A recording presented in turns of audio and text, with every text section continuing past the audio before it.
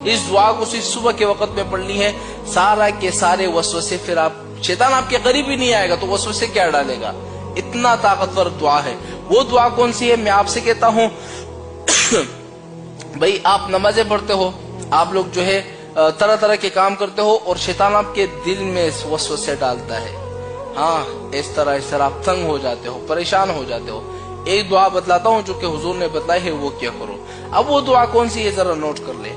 وہ دعا یہ ہے، اللہم فاطر السماوات والارض عالم الغیب والشہادت ربی کل شیء وملیکہ اشہد ان لا الہ الا انت اعوذ بک من شر نفسی ومن شر الشیطان وشرکہ۔